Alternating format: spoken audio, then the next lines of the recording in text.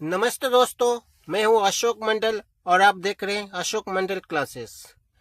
तो सर, आज का हमारा टॉपिक है जनरल एंट्री, जो कि हम एनसीईआरटी का बुक से क्लास 11 से लिए हैं, क्वेश्चन नंबर 12 और चैप्टर नंबर 3 से। तो सर, ये हमारा क्वेश्चन दिया है। Question number 12, enter the following transaction in the book of Mudit, यानी कि मुदित के बुक में हमको निम्नलिखित जनरलाइजिंग करना है, जनरल एंट्री करना है। 2017 का दिया है, commences business with cash rupees 1,75,000 and building 1,00,000, यानी कि 1,75,000 रुपये लगा के, ये कैश लगा के बिजनेस स्टार्ट कर रहे हैं और प्लस बिल्डिंग भी उसमें इन्वेस्ट कर रहे हैं। तो सर, इसका हम थोड़ा क्वेश्चन देख लेते हैं। जैसे कि यह है मिस्टर बिजनेसमैन मुदित, मान के चलते आप मिस्टर मुदित हो और ये आपका बिजनेस है सर, ये आपका बिजनेस है।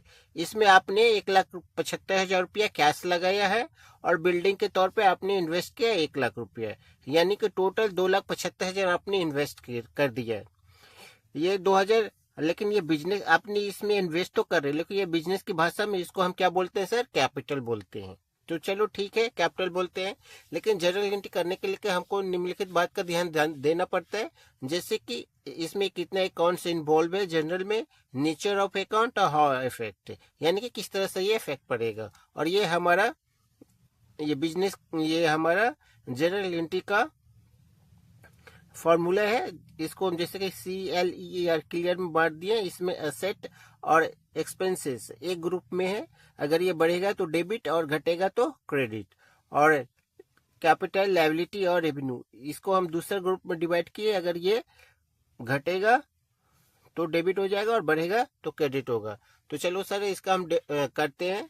जैसे कि अकाउंट इसमें कौन कौन सा इन्वॉल्व है, जैसे कि हम की देख पा रहे हैं, यहाँ पे कैश है, कैश लाया 1,00,000 रुपया, बिल्डिंग लाया, बिल्डिंग इन्वॉल्व है, बिल्डिंग 1,00,000, और और फिर 1,00,000 बिल्डिंग का 1,00,000 है, कैश है 1,75,000 और क्या सर, और इसमें कैपिटल है, तो कैपिटल भी इसमें लाया है, तो कैपिटल इन्वेस्ट किया। तो सर, बिजनेस में आपका जैसे कि हमको देख रहे हैं, इसमें कैश का नेचर क्या होता है सर? नेचर होता है इसका कैश का, जैसे कि हम जानते हैं असेट होता है, बिल्डिंग का भी असेट ही होता है, और कैपिटल का नेचर हमेशा सर जैसे कि हम जानते हैं कैपिटल ही होता है। तो ठीक है, अब हम जैसे बिजनेस में हमारा अगर कैश आया, कितना का है सर?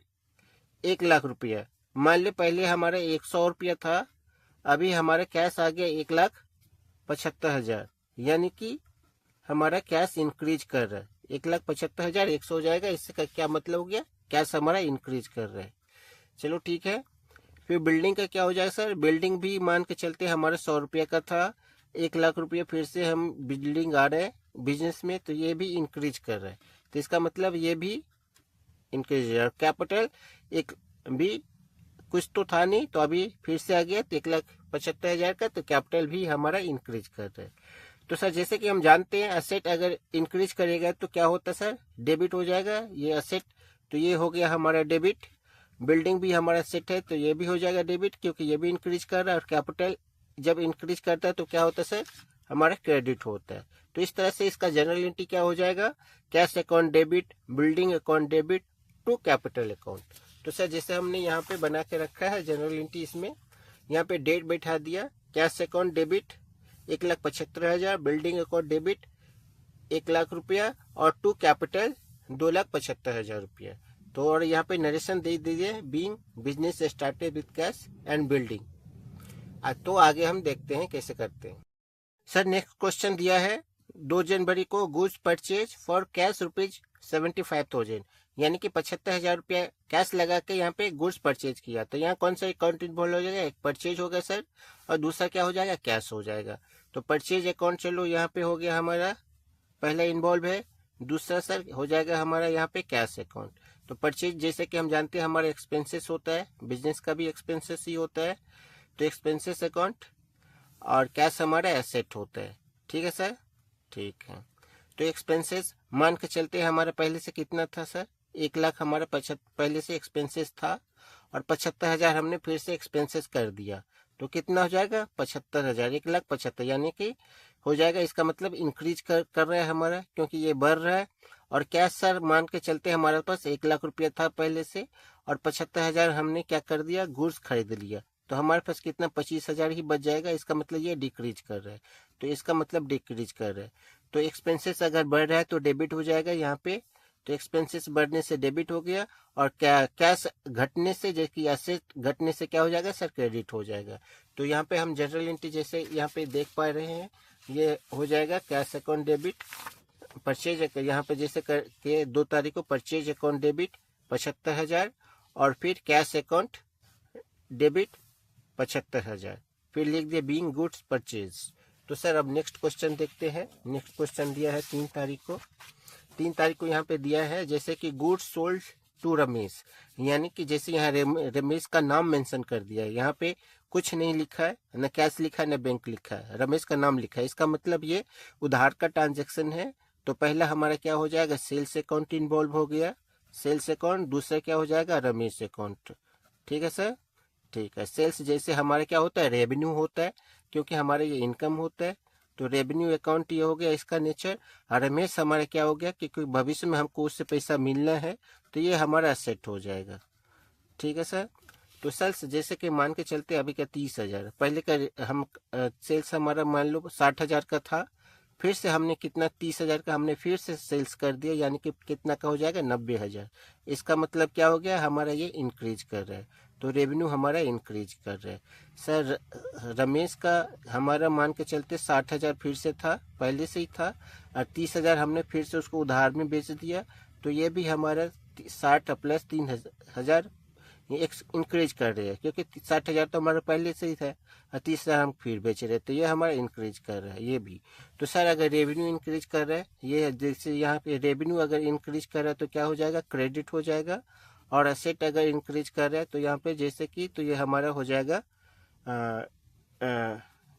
ये हमारा हो जाएगा डेबिट। तो इस हिसाब से हमारा क्या हो जाएगा, Ramesh account debit to sales account.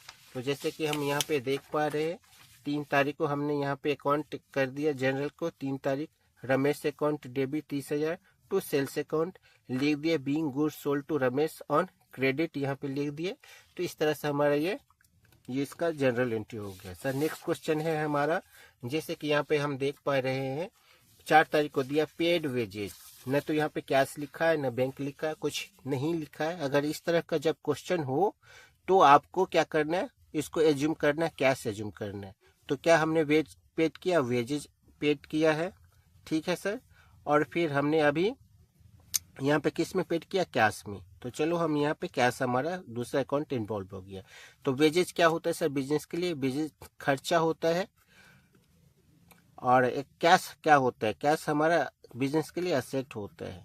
तो सर चलो मान के चलते 1,000 हमारे पहले से वेजेज खर्चा कर चुके थे, और फिर से हमने 500 रुपया वेजेज खर्चा कर दिए, यानी कि इसका मतलब ये इंक्रीज हो रहा है, खर्चा हमारा बढ़ रहा है। और कैश हमारा पहले से कितना था, 1,000 अगर था, 500 रुपया हम वेजेज दे दिए तो हमारे पॉकेट से 500 रुपया खाली हो गया, इसका मतलब ये डिक्रीज हो रहा है। तो इससे क्या हो जाएगा सर, एक्सपेंसेस अगर बढ़ेगा तो क्या हो जाएगा, एक्सपेंसेस जैसे बढ़ेगा तो डेबिट हो जाएगा, असेट घटेगा तो क्रेडिट हो जाएगा। तो वेजेज अकाउंट हो गया डेबिट, और कैश अकाउंट हो गया हमारा क्रेडिट। तो यहाँ पे हम जैसे कि 4 तारीख को यहाँ पे हम जनरल में देख रहे हैं, क्या हो गया सर, 4 तारीख को दे दिए यहाँ पे वेजेज अकाउंट डेबिट और कैश अकाउंट टू क्रेडिट 500 लिख दिया बीइंग वेजेज पेड। तो आगे का क्वेश्चन क्या है सर हमारा, आगे का 6 तारीख को दिया है यहाँ पे, जैसे गुड्स सोल्ड फॉर कैश, मतलब माल बेचा, किस में बेचा सर, कैश में बेचा। यहाँ तो दोनों मेंशन हो गया, एक कैश हो गया एक सेल्स हो गया। तो पहला हो जो हो गया हमारा सेल्स अकाउंट इन्वॉल्व है, और दूसरा कौन सा इन्वॉल्व है सर, कैश अकाउंट इन्वॉल्व है। तो ठीक है, कैश सेल्स हमारा क्या होता है सर, रेवेन्यू होता है, क्योंकि इससे हमारा इनकम बढ़ रहा है, और कैश अकाउंट हमारा एसेट होता है, जैसे कि हम जानते ही हैं। तो ठीक है सर। तो जैसे मान के चलते अभी सेल्स हमारा पहले से कितना का था, 20,000 पहले से था सेल्स, और फिर हमने सेल्स कितना का कर दिया सर, 10,000 का हमने फिर से सेल्स कर दिया। तो इसका मतलब क्या हो गया, सेल्स हमारा इंक्रीज कर रहा है। तो जैसे कि देख पा रहे हैं हमारा कैश पहले से 20,000 था, फिर से हमने कैश सेल्स कितना का कर दिया, 10,000 का कैश हमने फिर से सेल्स कर दिया। तो इसका मतलब हुआ कैश भी हमारा, क्योंकि 30,000 हो जाएगा, तो ये इसका मतलब कैश भी हमारा बढ़ रहा है। तो रेवेन्यू अगर बढ़ रहा है तो सर तो क्या हो जाएगा, रेवेन्यू अगर बढ़ रहा है तो क्रेडिट हो जाएगा, कैश बढ़ रहा है तो क्या हो जाएगा, डेबिट हो जाएगा। अगर एसेट बढ़ रहा है तो ये हो जाएगा क्रेडिट, फिर कैश बढ़ा तो ये होगा डेबिट। तो क्या हो जाएगा, cash account debit to sales account. तो जैसे कि हम 6 तारीख को बना के रखे हैं, cash account debit to sales account 10,000 10,000 narration लिख दिए। फिर से लास्ट में हम इसमें क्या है हमारा, फिर 10 तारीख को दिया है paid for trade expenses. Trade expense के लिए कितना खर्चा किया सर, कितना किया, 700 रुपया। किस में किया, कैश, कुछ दिया नहीं तो एज्यूम क्या करेंगे, कैश में किया। तो ट्रेड एक्सपेंसेस हमारा हो जाएगा, एक इन्वॉल्व है, और दूसरा क्या हो जाएगा सर, कैश, क्योंकि कुछ तो दिया नहीं है तो एज्यूम हम कैश करेंगे। तो ट्रेड एक्सपेंसेस हमारा खर्चा हो जाता है और कैश हमारा एसेट हो गया। तो ठीक है, तो इस तरह से क्या हो जाएगा, जैसे ट्रेड एक्सपेंसेस 700 है, पहले का मान कर चलते 1000 रुपये पर खर्चा किया था, फिर से हमने कितना 700 रुपया खर्चा कर दिया, तो इसका मतलब क्या हो गया, ये इंक्रीज कर रहे हैं। तो ट्रेड एक्सपेंस हमारा इंक्रीज कर रहा है। कैश हमारे पास कितना था, 1000 रुपया था, और हमने खर्चा कितना कर दिया, 700, तो हमारे पास कितना बच गया, 300 रुपया। तो इसका मतलब ये डिक्रीज हो रहा है। तो इस हिसाब से अगर एक्सपेंसेस बढ़ेगा तो क्या होगा, अगर एसेट घटेगा तो क्या होगा, एक्सपेंसेस, जैसे यहाँ पे है एक्सपेंसेस अगर बढ़ेगा तो डेबिट हो जाएगा, कैश घटेगा तो क्या हो जाएगा सर, ये क्रेडिट हो जाएगा। यहाँ पे हम देख पा रहे हैं एसेट, अगर एसेट घट रहा है तो क्रेडिट हो जाएगा।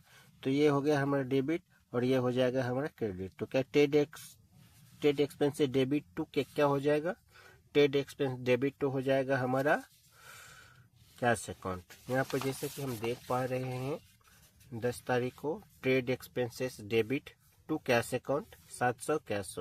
फिर नरेशन लिखिए, बीइंग ट्रेड एक्सपेंस पेड। तो सर नेक्स्ट क्वेश्चन हमारा दिया गया है जनवरी 12 को, कैश रिसीव फ्रॉम रमेश, यानी रमेश से कितना मिला, 29,500, और उसको डिस्काउंट अलाउड कर रहे, कितना डिस्काउंट अलाउड, 500 रुपया डिस्काउंट अलाउड कर रहे। तो पहला जो ट्रांसेक्शन इन्वॉल्व कौन सा हो जाएगा सर, पहला हो जाएगा कैश, क्योंकि कैश हमको मिल रहा है।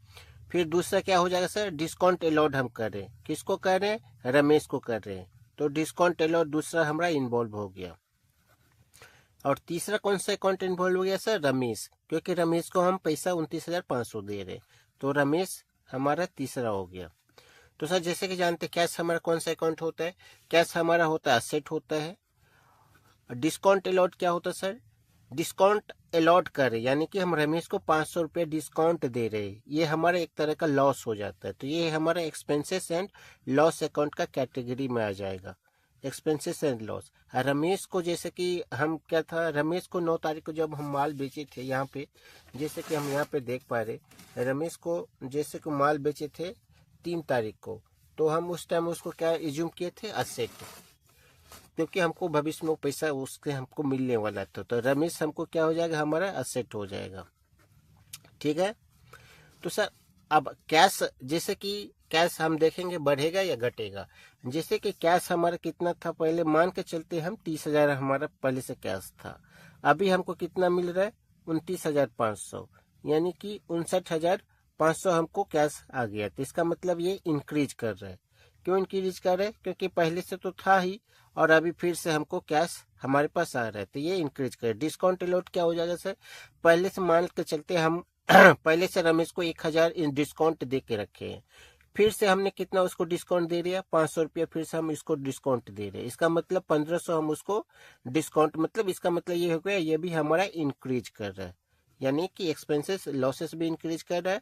और रमेश का क्या सिनेरियो सर, रमेश जैसे कि हम मान के चले, रमेश को हम 30,000 पहले से हम बाकी था, और रमेश को हमने कितना दे दिया, रमेश से हमने कितना मिल गया, रमेश से 29,500 मिल गया। तो इसका मतलब क्या हो गया, रमेश का बैलेंस रिड्यूस हो रहा है, यानी कि घट रहा है, तो ये हमारा रिड्यूस हो जाएगा, यानी कि डिक्रीज करेगा। तो सर अगर कैश हमारा अगर बढ़ेगा, जैसे एसेट घट रहा है तो डेबिट हो जाता है, जैसे कि यहाँ पे हम देख पा रहे। और डिस्काउंट अलाउड, जैसे एक्सपेंसेस अगर बढ़ेगा मतलब इंक्रीज कर रहा है तो वो भी डेबिट होता है, जैसे कि यहाँ पे हम देख पा रहे हैं, ये भी डेबिट हो गया। और एसेट अगर घट रहा है, ये एसेट है, अगर घट रहा है तो ये क्या हो जाएगा सर, क्रेडिट हो जाएगा। तो इस तरह से इसका अकाउंट क्या हो जाएगा, cash account debit, discount allowed debit to Ramesh account. तो जैसे कि हम यहाँ पे जनरलिटी बना के रखे हैं, cash account debit, discount allowed debit और रमेश अकाउंट। तो कैश अकाउंट हमको कितना मिला था, 29,500 मिला था। डिस्काउंट हमने कितना दिया था, 500 रुपया दिया था। रमेश, तो इस हिसाब से ये होगा 30,000 और ये 30,000। यहाँ पे हम लिख देंगे being cash receive from received and discount allowed. तो इस हिसाब से यहाँ पे हम टोटल कर देंगे। टोटल यानी कि पेज खत्म हो रहा है, इसलिए टोटल हो जाएगा 4,21,200, ये टोटल हो गया। और यहाँ पे लिख देंगे कैरीड फॉरवर्ड, मैंने कैरी में दूसरे पेज पे फॉरवर्ड कर रहे हैं, तो इसलिए 421। यहाँ पे जितना भी टोटल आएगा डेट डाल के यहाँ 2 क्रॉस कर देंगे। तो सर अब नेक्स्ट क्वेश्चन देखते हैं। यहाँ पे नेक्स्ट क्वेश्चन दिया गया है, गुड्स परचेज फ्रॉम सुधीर 14 तारीख को। सुधीर से कितना माल खरीदा है, माल खरीदा है। पहला तो हो जाएगा परचेज अकाउंट, और दूसरा कौन सा इन्वॉल्व है सर, सुधीर अकाउंट। तो परचेज अकाउंट पहला हो गया इन्वॉल्व है, दूसरा हो गया सर सुधीर अकाउंट। ठीक है, उससे हम क्या माल खरीद रहे हैं, तो परचेज जैसे कि हम खर्चा हो गया हमारा, जैसे कि हम जानते हैं सुधीर से हम माल खरीद रहे, किस में खरीद रहे, उधारी में खरीद रहे। इसका मतलब हुआ भविष्य में हमको सुधीर को पैसा वापस करना पड़ेगा। तो इस तरह से ये सुधीर हमारा लायबिलिटी हो जाएगा। लायबिलिटी किसको बोलते हैं, जो ऋण होता है, जिसको हमको पैसा वापस करना होता है। तो इस तरह से मान के चलते सुधीर का हमारा एक्सपेंसेस मान के चलते 30,000 था, और फिर से सुधीर का हमने कितना परचेज हमारा पहले से कितना था 30,000, फिर से हमने 27,000 एक्सपेंसेस फिर से कर दिया, तो ये हो जाएगा सर 57,000। इसका मतलब क्या हो गया, एक्सपेंसेस हमारा बढ़ रहा है। तो ठीक है, एक्सपेंसेस हमारा बढ़ रहा है यहाँ पे। और सुधीर का लायबिलिटी सर कितना था, सपोज 30,000 हमें पहले से लायबिलिटी था, और फिर से हमने सुधीर का कितना लायबिलिटी, हमको 27,000 फिर से हमने उससे माल खरीद लिए, तो फिर से 27, तो इसका भी 57,000 हो जाएगा, क्योंकि पहले से तो था ही। तो इसका मतलब ये भी इंक्रीज कर रहा है। तो क्या हो जाएगा, परचेज अगर इंक्रीज मतलब एक्सपेंसेस अगर इंक्रीज कर रहा है तो क्या होगा, एक्सपेंसेस इंक्रीज कर रहा है तो डेबिट हो जाएगा। और सुधीर अगर ये क्या होगा, लायबिलिटी अगर यहाँ पे इंक्रीज कर रहा है तो क्या हो जाएगा सर, क्रेडिट हो जाएगा। तो क्या हो जाएगा, purchase account debit to Sudhir account. तो purchase account debit to Sudhir account यहाँ पे जैसे कि 14 तारीख को हम लोग यहाँ पे देख पा रहे हैं, यहाँ पे दिया गया है। यहाँ पे अगले पेज से हमने बैलेंस यहाँ पे लिखेंगे BF, मतलब ब्रॉट फॉरवर्ड, मतलब दूसरे पेज से मतलब बैलेंस लेके आते तो उसको BF लिखते, ब्रॉट BROUGHT ब्रॉट फॉरवर्ड। तो 4,21,200, 4,21,200। तो 14 तारीख को हमने क्या किया, 14 तारीख को यहाँ पे दे दिया purchase account debit to Sudhir account 27,000, जैसे यहाँ पे था purchase account debit to Sudhir account 27,000 था, और 27,000 हमने यहाँ पे बैठा दिया। फिर नेक्स्ट क्वेश्चन सर क्या है, नेक्स्ट क्वेश्चन देख रहे हैं, जैसे कि यहाँ पे हम देख पा रहे हैं कार्टेज पेड कितना तारीख को है, ये 18 तारीख को।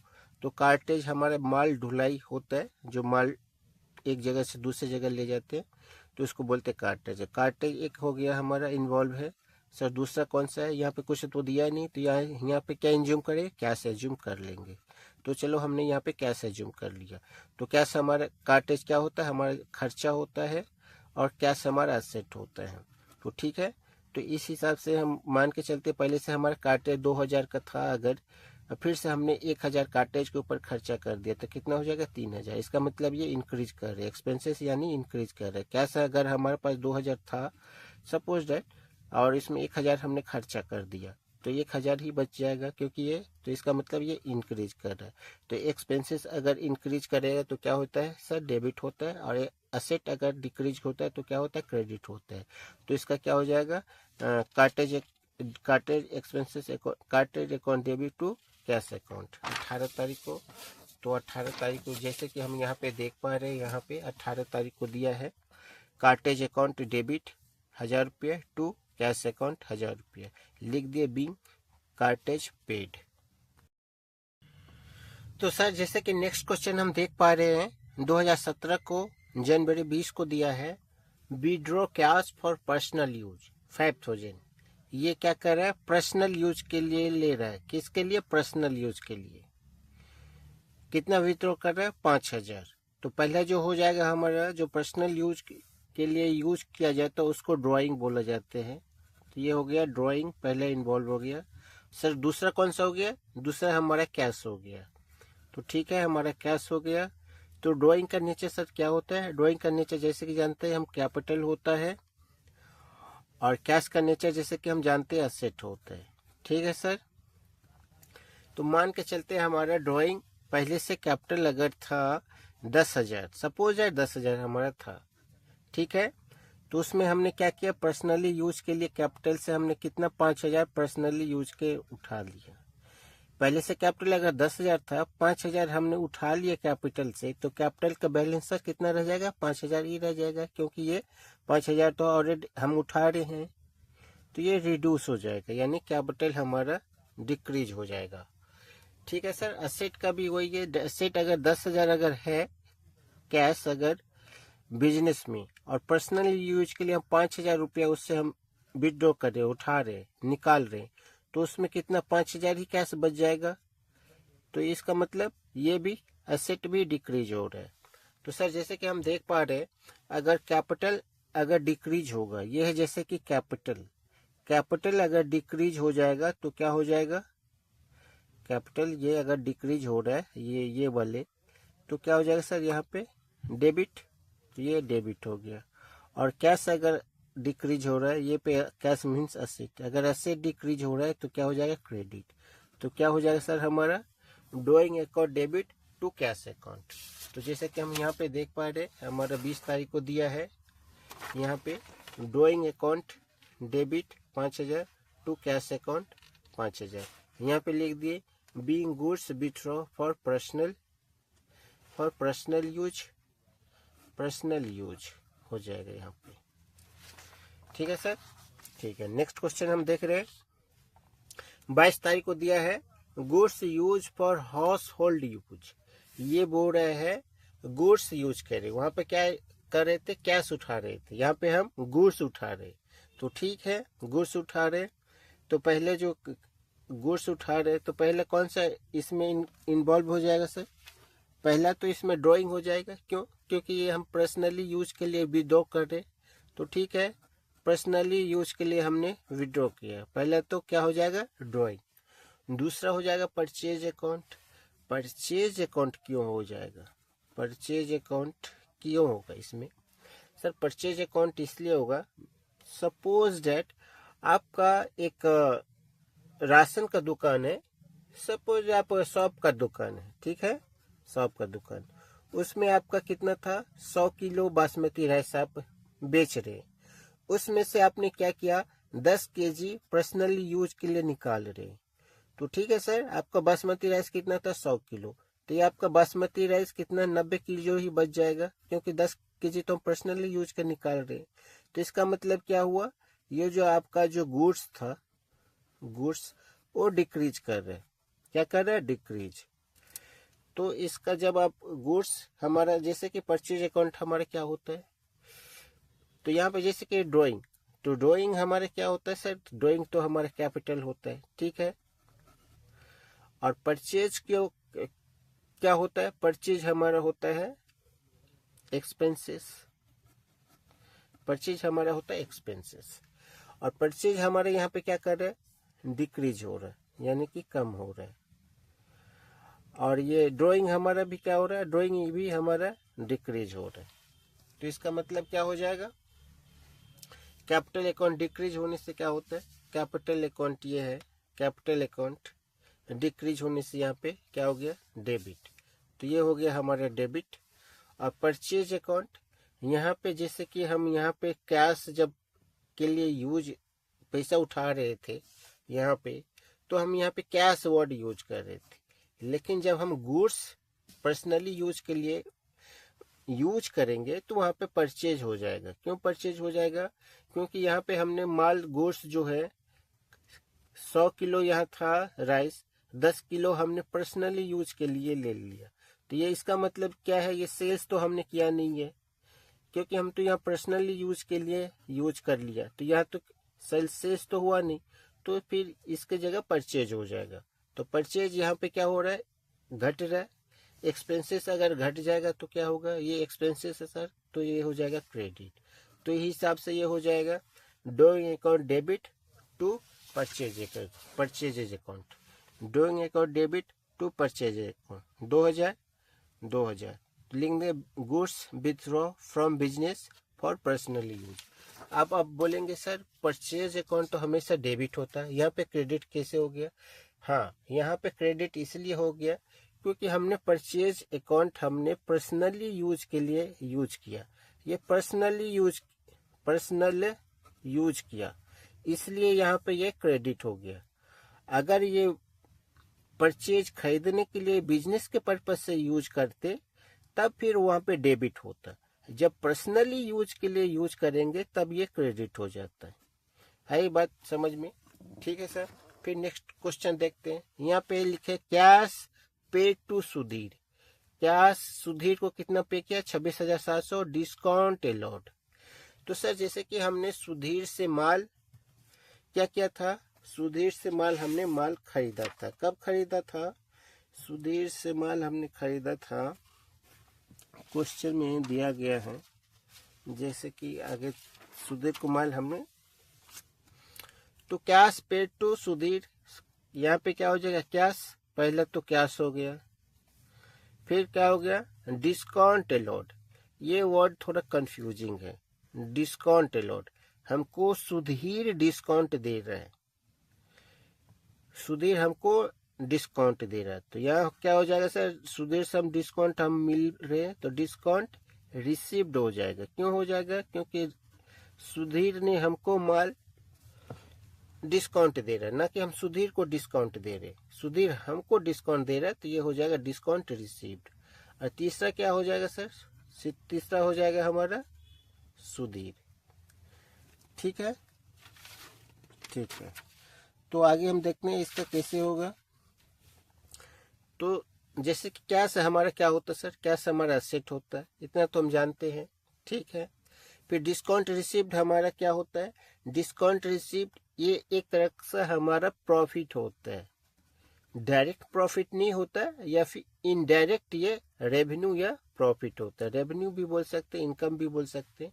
और सुधीर को जैसे हम माल जब बेचे थे तो हम उसको क्या माने थे? लायबिलिटी माने थे, तो ये हमारा लायबिलिटी हो गया। ठीक है सर।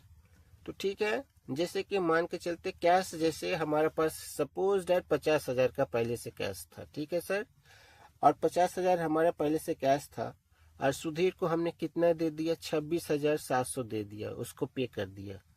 तो ये क्या बिजनेस से कैश हमारा क्या हो जाएगा सर? कमेगा। क्यों कमेगा? क्योंकि हमने सुधीर को पैसा वापस दे दिया, तो एसेट हमारा कम हो जाएगा। ठीक है। रेवेन्यू, रेवेन्यू हमारा कितना था? सपोज डेट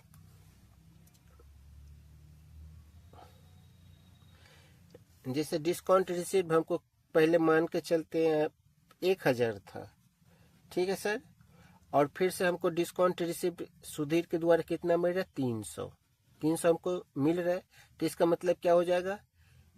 इसका मतलब ये हो जाएगा हमको डिस्काउंट रेवेन्यू ये बढ़ रहा है। और लायबिलिटी का क्या हाल है सर? लायबिलिटी जैसे कि सुधीर से हमको 50,000 रुपया वापस देना था, और हमने सुधीर को कितना? 26,700 वापस कर दिए, तो इसका मतलब ये सुधीर का बैलेंस घट रहा है, ये लायबिलिटी यानी कि डिक्रीज हो जाएगा। ठीक है। तो एसेट, जैसे कि हम जानते हैं एसेट अगर क्या होता है? डिक्रीज होता है तो क्या होगा? यहाँ पे ये है एसेट, अगर डिक्रीज हो जाएगा तो हो जाएगा ये क्रेडिट। ठीक है सर। और रेवेन्यू, अगर डिस्काउंट रेवेन्यू ये है हमारा रेवेन्यू, जैसे कि हम यहाँ पे देख पा रहे हैं, ये है रेवेन्यू यहाँ पे ये है। रेवेन्यू जैसे इंक्रीज करेगा तो क्या हो जाएगा? रेवेन्यू अगर इंक्रीज कर रहा है तो रेवेन्यू अगर इंक्रीज कर रहा है तो क्रेडिट हो जाएगा। तो ये हो गया हमारा क्रेडिट। और सर सुधीर अगर लायबिलिटी हो गया, अगर ये लायबिलिटी है, अगर लायबिलिटी अगर क्या हो रहा है? डिक्रीज हो रहा है। लायबिलिटी अगर डिक्रीज हो जाएगा तो क्या हो जाएगा? डेबिट। तो ये हो गया हमारा एक तरह से डेबिट। तो हमारा जनरलिटी क्या हो जाएगा? Sudhir account debit, to cash account to discount received account. तो यहाँ पे जैसे कि हम दे दिए सुधीर अकाउंट डेबिट 26,700, 26,000 कितने हैं, 27,000 है, 27,000। और टू कैश हो गया हमारा, टू डिस्काउंट रिसिप्ट 300। लिख दिए being cash paid to Sudhir and discount receipt. एक बात यहाँ पे ध्यान देनी बात है, जिधर कैश होगा सर उधर ही डिस्काउंट होगा, डिस्काउंट रिसिप्ट भी उधर ही होगा, डिस्काउंट अलॉट भी उधर ही होगा। तो इस तरह से हम ये यहाँ पे ये टोटल कर दिए, यहाँ पे ऐड करके 4,83,200 डेबिट, 4,83,200 क्रेडिट। तो इस तरह से हम जर्नल एंट्री करते हैं। अगर आपको वीडियो अच्छा लगा हो, पसंद आया हो तो प्लीज़ लाइक कीजिए, सब्सक्राइब कीजिए, दोस्तों के साथ शेयर कीजिए। धन्यवाद।